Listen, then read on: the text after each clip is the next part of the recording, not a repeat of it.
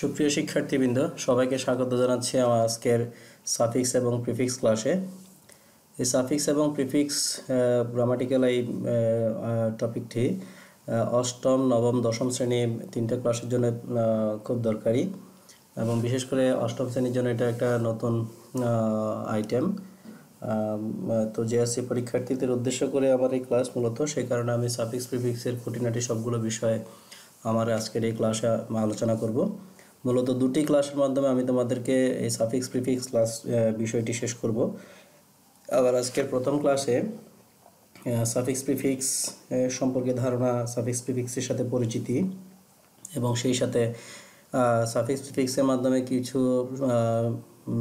নতুন শব্দ গঠনের নিয়ম নিয়ে আলোচনা করব এবং পরবর্তী ক্লাসে অবশিষ্ট নিয়ম নিয়ে আলোচনা করে আমার ক্লাসটা শেষ করব।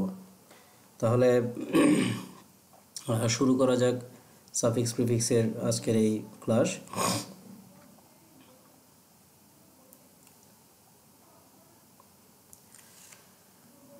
মূলত এফিক্সের ক্লাসিফিকেশন হচ্ছে সাফিক্স এবং প্রিফিক্স। এফিক্স হচ্ছে কিছু লেটার বা লেটার সমষ্টি যেগুলো কোনো রুট ওয়ার্ডের মূল শব্দ, কোনো একটা বেস ওয়ার্ডের আগে বা পরে যুক্ত হয়ে নতুন নতুন শব্দ গঠন করে। এই এফিক্সকেই মূলত দুই ভাগে ভাগ করা হয়, একটা হচ্ছে প্রিফিক্স আর একটা হচ্ছে সাফিক্স। এই এফিক্সের ক্লাসিফিকেশনে তাহলে আমরা পাচ্ছি দুটো দিক, একটা হচ্ছে প্রিফিক্স আর একটা হচ্ছে সাফিক্স। তাহলে এফিক্সটা কি? এফিক্সটা হচ্ছে কিছু লেটার বা লেটার সমষ্টি যেগুলো নিজস্ব কোনো অর্থ থাকে না, কিন্তু কোনো একটা শব্দের আগে বা পরে যুক্ত হয়ে নতুন শব্দ গঠন করে। এই এফিক্সকে দুই ভাগে ভাগ করা হয়, একটা হচ্ছে প্রিফিক্স আর একটা হচ্ছে সাফিক্স। প্রথমে আসো আমরা দেখি সাফিক্স এবং প্রিফিক্স কি। সাফিক্স বা প্রিফিক্স হচ্ছে এক বা একাধিক লেটার বা লেটার সমষ্টি যা রুট ওয়ার্ডের আগে যুক্ত হয়ে নতুন শব্দ গঠন করে। যেমন এই যে un plus do equal to undo, এখানে ডু হচ্ছে বেস ওয়ার্ড, ডু আর আগে আন দুটো লেটার যুক্ত হয়ে একটা নতুন শব্দ তৈরি করলো আনডু। দ্বিতীয় উদাহরণটি দেখো, do plus er equal to doer, এখানেও বেস ওয়ার্ড হচ্ছে ডু, এটার সাথে পরে যুক্ত হলো ইয়ার, তাহলে নতুন শব্দ হলো ডুয়ার। এই উপরোক্ত এই দুটো উদাহরণের মধ্যে আন এবং ইয়ার হলো যথাক্রমে প্রিফিক্স এবং সাফিক্স। এবং তাহলে আমরা দেখব এখন প্রিফিক্স এবং সাফিক্স কাকে বলে। আরেকটা কথা খেয়াল রাখতে হবে, প্রিফিক্স এবং সাফিক্স যুগে যে নতুন শব্দ গঠিত হয় সেই শব্দটির নাম হচ্ছে ডেরিভেটিভ। এটাকে আমরা নিউ ওয়ার্ড বলতে পারি অথবা এটাকে আমরা বলতে পারি ডেরিভেটিভ।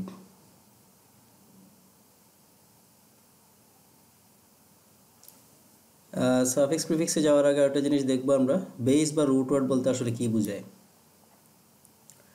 সেন্টেন্সে সাধারণত 8 রকমের ওয়ার্ড থাকে, অর্থাৎ ওই যে আমরা পার্টস অফ স্পিচ যেগুলোকে বলে থাকি আর কি। এইসব ওয়ার্ডের সবগুলো কিন্তু বেস বা রুট ওয়ার্ড নয়, আমরা শুধুমাত্র 4 ধরনের ওয়ার্ডকে বেস বা রুট ওয়ার্ড হিসেবে শনাক্ত করব। একটা হচ্ছে নাউন, তারপর হচ্ছে অ্যাডজেক্টিভ, এরপর হচ্ছে ভার্ব এবং এরপর হচ্ছে অ্যাডভার্ব। এই 4 ধরনের পার্টস অফ স্পিচকে আমরা বেস ওয়ার্ড হিসেবে বিবেচনা করব। এই 4 ধরনের পার্টস অফ স্পিচের আগে এবং পরে সাফিক্স বা প্রিফিক্স যুক্ত হয়ে নতুন নতুন শব্দ গঠন করে। এবং এই যে নতুন যে শব্দটা তৈরি হবে সেই শব্দগুলোও কিন্তু তোমার হয় নাউন হবে, নাইলে অ্যাডজেক্টিভ হবে, নাইলে ভার্ব হবে, আর নাইলে অ্যাডভার্ব হবে। অর্থাৎ রুট ওয়ার্ড বলতে আমরা যে 4 ধরনের পার্টস অফ স্পিচকে বুঝি, নতুন শব্দ যেগুলো তৈরি হবে সেই শব্দগুলো এই 4 ধরনের পার্টস অফ স্পিচের মধ্যেই সীমাবদ্ধ থাকবে।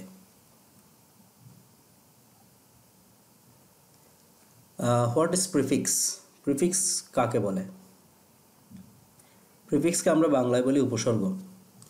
যে লেটার বা লেটার সমষ্টি কোনো ওয়ার্ডের পূর্বে যুক্ত হয়ে নতুন অর্থবোধক শব্দ গঠন করে তাকে প্রিফিক্স বলে। নতুন অর্থবোধক শব্দ অথবা নতুন পার্টস অফ স্পিচ হতে পারে, একই পার্টস অফ স্পিচ হতে পারে, আবার ভিন্ন পার্টস অফ স্পিচও হতে পারে। তাহলে সেই ক্ষেত্রে শব্দটা অবশ্যই নতুন হবে। অর্থাৎ কোনো প্রিফিক্স যুক্ত হলে কোনো বেস ওয়ার্ডের সাথে যে নতুন শব্দটা তৈরি হবে সেটা আলাদা অর্থ বহন করবে। কোনো ওয়ার্ডের সাথে যুক্ত না হলে অবশ্য প্রিফিক্সের আলাদা কোনো অর্থ নেই। এটাকে যদি আমরা পৃথক করি তাহলে কোনো আলাদা অর্থ পাওয়া যাবে না। যেমন এই যে আন, ডিস, মিস, ইন এই জাতীয় আরও আছে, এগুলো হলো প্রিফিক্স। এগুলোর নিজস্ব কোনো অর্থ থাকে না, যখন শব্দের সাথে যুক্ত হয় তখন নতুন ওয়ার্ড গঠনে তৈরি এটা সাহায্য করে থাকে। আমরা কয়েকটা উদাহরণ দেখব এখন। এই যেমন un plus necessary equal to unnecessary. এখানে আনটা হচ্ছে প্রিফিক্স, নেসেসারি হচ্ছে রুট ওয়ার্ড, আর এই দুটোর সমন্বয়ে যে নতুন শব্দটা তৈরি হলো সেটা হচ্ছে আননেসেসারি। এটাকে বলা হচ্ছে নিউ ওয়ার্ড অথবা ডেরিভেটিভ। যেমন dis plus favour equal to disfavour, mis plus take equal to mistake, in plus correct equal to incorrect. এবার আমরা দেখব হোয়াট ইজ সাফিক্স। সাফিক্স কাকে বলে? সাফিক্সকে আমরা যদি বাংলায় বলি তাহলে সেটা হবে প্রত্যয়। যে লেটার বা লেটার সমষ্টি কোনো ওয়ার্ডের শেষে বা অন্তে যুক্ত হয়ে নতুন অর্থবোধক শব্দ গঠন করে বা নতুন পার্টস অফ স্পিচ গঠন করে তাকে সাফিক্স বলে। প্রিফিক্সের মতো সাফিক্সের নিজস্ব কোনো অর্থ নেই। তাহলে এখানে আমরা দেখলাম কি সাফিক্স বসবে রুট ওয়ার্ডের পরে, আর এর আগে আমরা প্রিফিক্সে দেখলাম কি প্রিফিক্স বসবে রুট ওয়ার্ডের পূর্বে। তাহলে রুট ওয়ার্ডের পূর্বে বসলে সেটা প্রিফিক্স, রুট ওয়ার্ডের পরে বসলে সেটা হচ্ছে সাফিক্স। যেমন সাফিক্সের সাহায্যে শব্দ গঠনের কয়েকটা উদাহরণ দেখো। র্যাপিড প্লাস এলওয়াই, এই এলওয়াই সাফিক্সটি যখন র্যাপিড রুট ওয়ার্ডের সাথে যুক্ত করা হয়েছে তখন নতুন ওয়ার্ড তৈরি হলো rapidly. Kind plus ness equal to kindness. Examine plus tion অর্থাৎ TION তাহলে হলো examination. Care plus full equal to careful. এবার আমরা দেখব ইংরেজিতে যে সাফিক্স এবং প্রিফিক্সগুলো ব্যবহার হয় তার মধ্যে যেগুলো খুবই কমন, যেগুলো সচরাচর যেগুলোর ব্যবহার আমরা খুব বেশি পরিমাণে দেখে থাকি, ফ্রিকোয়েন্টলি দেখি, সেই ধরনের কিছু কমন প্রিফিক্স এবং কমন সাফিক্স আমরা দেখব। এবং এগুলো স্টাডি করলে তোমরা আশা করি এগুলোর মধ্য থেকে তোমাদের কাঙ্ক্ষিত যে প্রশ্ন বা যে ধরনের প্রশ্ন স্ট্রাকচার আসে সেই প্রশ্নের মধ্যে যে সাফিক্স বা প্রিফিক্সের সাহায্যে শব্দ গঠন করতে দেয় এগুলোর মধ্যে থেকে সেই ইয়েগুলো তোমরা পেয়ে যাবে। তাহলে আমরা প্রথমে দেখব কমন প্রিফিক্সগুলো। কমন প্রিফিক্সের মধ্যে আছে ডিস, প্রি, এন, ইল, ইম, আয়ার, আন, মিস, নন, বি, রি, ইন। অর্থাৎ এখানে আমি তোমাদেরকে টোটাল 12টা দিলাম। এই 12টাই হচ্ছে কমন প্রিফিক্স, এগুলোর ব্যবহার একটু ফ্রিকুয়েন্টলি হয়ে থাকে। এরপর আমরা দেখব কমন সাফিক্সগুলো। কমন সাফিক্সের মধ্যে রয়েছে আর, ইআর অথবা আইইআর, ওআর, এস বা ইএস, আইওএন, এবল, হুড, আল বা আইএল, ইক, মেন্ট, নেস, ডম, এন বা ইএন, ফুল, লাই, আইএসি অথবা আইছাটি, ওয়াই, ফাই, আইটিওয়াই অথবা TY, less, evil, ism, east, ইশ, eve, sheep, এন্স, TH, EE, আইএএন, ING, ওইউএস, CY. এই সাফিক্সগুলো মূলত কমন, অর্থাৎ বেশি পরিমাণ ব্যবহৃত হতে দেখে আমরা এই সাফিক্সগুলোকে। এবার আমরা দেখব এই যে তালিকাভুক্ত যে কমন সাফিক্স এবং প্রিফিক্স এগুলোর সাহায্যে একটা করে শব্দ গঠনের এগুলোর সাহায্যে গঠিত শব্দের উদাহরণ। সেই উদাহরণগুলো আমরা প্রথমে শুরু করছি প্রিফিক্স দিয়ে। Dis plus agree equal to disagree, pre plus condition equal to precondition, en plus able equal to enable, il plus legal illegal, im plus possible equal to impossible, IR plus regular equal to irregular, un plus necessary equal to unnecessary, mis plus conduct equal to misconduct, non plus sense equal to nonsense, be plus fool equal to be full, re plus start equal to restart, in plus appropriate equal to inappropriate. এই প্রত্যেকটা প্রিফিক্সের সাহায্যে আমি একটা করে শব্দ গঠনের উদাহরণ তোমাদেরকে এখানে দিলাম। এবার আমরা দেখব সাফিক্সের সাহায্যে কিছু শব্দ গঠনের উদাহরণ।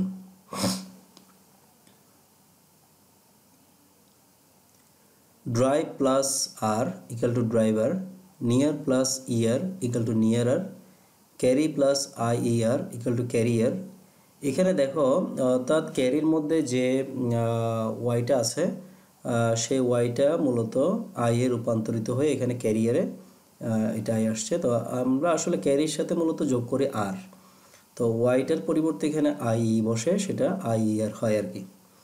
অর্থাৎ কোনো ওয়ার্ডের শেষে যদি ওয়াই থাকে এবং তার পূর্বের অক্ষরটি যদি কনসোনেন্ট হয় তাহলে সেক্ষেত্রে এই নিয়মটা প্রযোজ্য।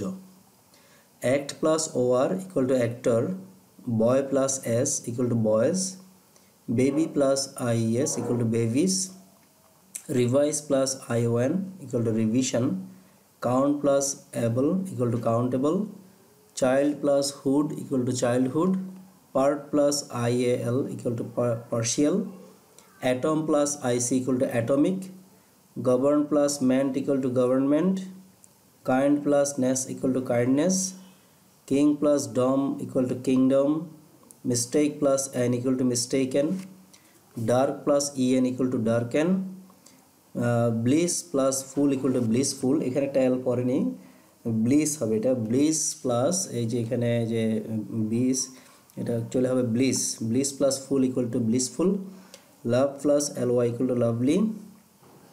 এই হচ্ছে আমাদের সাফিক্সের সাহায্যে, প্রত্যেকটা সাফিক্সের সাহায্যে একটা করে শব্দ গঠনের উদাহরণ। এবার আমরা চলে যাব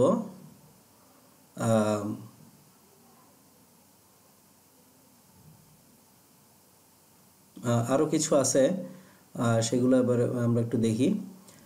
কমার্শিয়াল প্লাস আইএসই অথবা IZE equal to commercialise, brain plus Y equal to brainy, beauty plus F Y equal to beautify, abnormal plus IT Y equal to abnormality, job plus less equal to jobless, force plus ible equal to forcible, nation plus L equal to national, criticize plus ism equal to criticism, active plus ist equal to activist, child plus ish equal to childish, communicate plus ive equal to communicative, friend plus ship equal to friendship, accept plus ance equal to acceptance, strong plus th equal to strength। এখানে একটা জিনিস খেয়াল করো যে strong এর ভেতরের যে যে তোমাদের ভাওয়েল যেটা, সে ভাওয়েলটা এখানে টিএস যুক্ত করার পরে ওটা ই হয়ে গেল, স্ট্রং থেকে strength. Pay plus E equal to payee, electric plus I N equal to electrician, do plus I N G equal to doing, adventure plus O U S equal to adventurous, democrat plus C Y equal to democracy.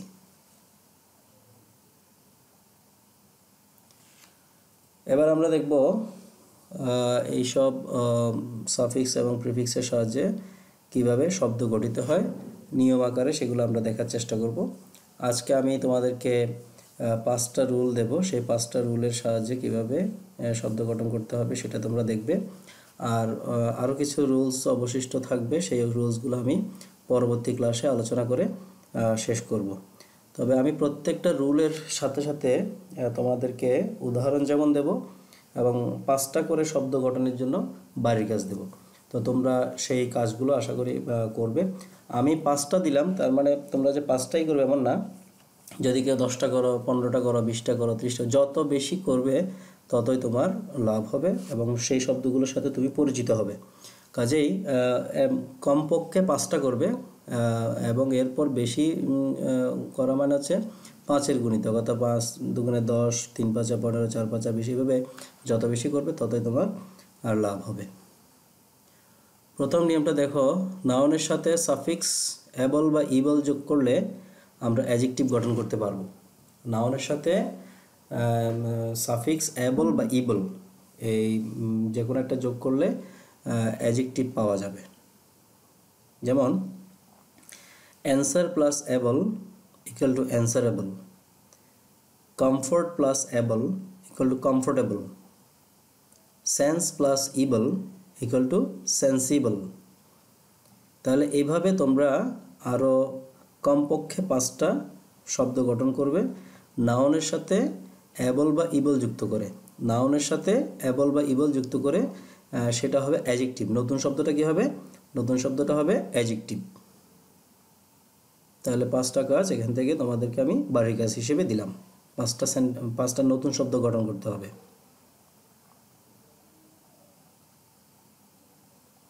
Rule 2, ভার্বের সাথে suffix able বা able যোগ করে adjective গঠন করা যায়। এর আগের নিয়মে আমরা দেখেছি কি নাউনের সাথে অ্যাবল বা ইবল যুক্ত করলে অ্যাডজেক্টিভ গঠন হবে।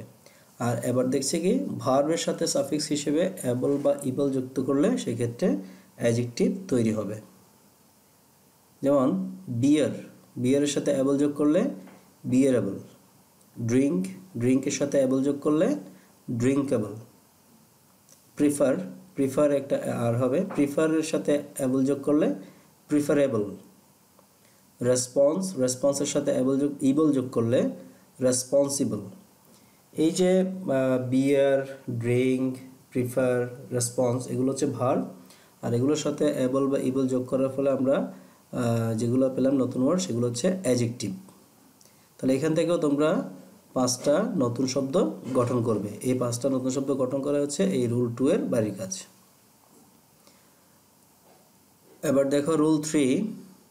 রুল 3তে নাউনের সাথে সাফিক্স এল যোগ করে অ্যাডজেক্টিভ গঠন করা যায়। নাউনের সাথে সাফিক্স হিসেবে এল যোগ করলে কি হবে? অ্যাডজেক্টিভ হবে। নাউনের সাথে সাফিক্স হিসেবে এল যোগ করলে কি হবে? অ্যাডজেক্টিভ হবে। যেমন noun plus L equal two adjective. এখানে আমরা নাউন হিসেবে যদি একটা শব্দ বসাই অ্যাক্সিডেন্ট, এই অ্যাক্সিডেন্টের সাথে এল যোগ করলে আমরা পাচ্ছি কি অ্যাক্সিডেন্টাল। এই অ্যাক্সিডেন্টাল শব্দটি হচ্ছে একটা অ্যাডজেক্টিভ, আর অ্যাক্সিডেন্টটা হচ্ছে নাউন, তার সাথে যোগ করলাম আমরা সাফিক্স এল, আর নতুন শব্দ আমরা পেলাম অ্যাক্সিডেন্টাল। এই অ্যাক্সিডেন্টালটা হচ্ছে একটা অ্যাডজেক্টিভ। এভাবে ডিজিট, ডিজিটের সাথে যখন এল যোগ করব আমরা পাবো কি ডিজিটাল। ডিজিটের সাথে এল যোগ করলে ডিজিটাল। ভার্ব, ভার্বের সাথে এল যোগ করলে হবে ভার্বাল। ভার্বের সাথে এল যোগ করলে ভার্বাল। তাহলে অ্যাক্সিডেন্ট, ডিজিট, ভার্ব এগুলো হচ্ছে নাউন, এগুলোর সাথে এল যোগ করার পরে যে শব্দ তৈরি হলো অ্যাক্সিডেন্টাল, ডিজিটাল, ভার্বাল এগুলো হচ্ছে অ্যাডজেক্টিভ। এখান থেকেও তোমরা এইভাবে এই নিয়মে আরও 5টা নতুন শব্দ তৈরি করবে। এই 5টা শব্দ তোমাদের জন্য রুল 3 বাড়ির কাজ।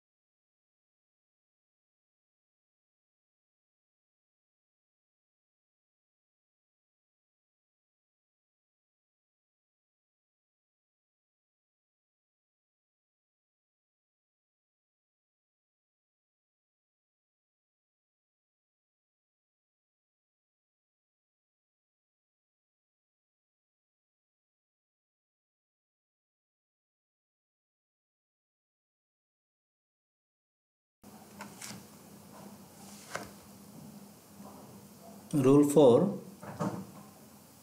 ভার্বের সাথে সাফিক্স এল যোগ করলে যে শব্দটা তৈরি হবে সেটা হচ্ছে নাউন।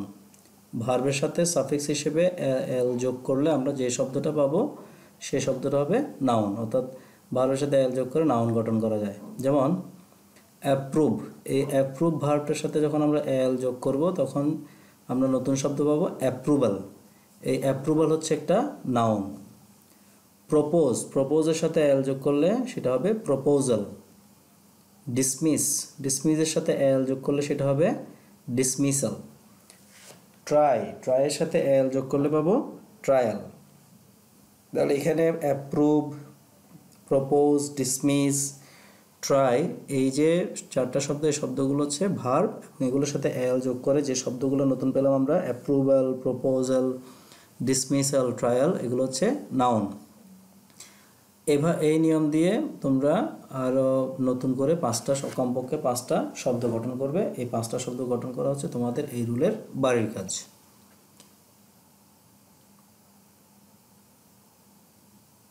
রুল 5, নাউন বা অ্যাডজেক্টিভের সাথে প্রিফিক্স যখন বি যোগ করবে তখন সেটা হবে একটা ভার্ব।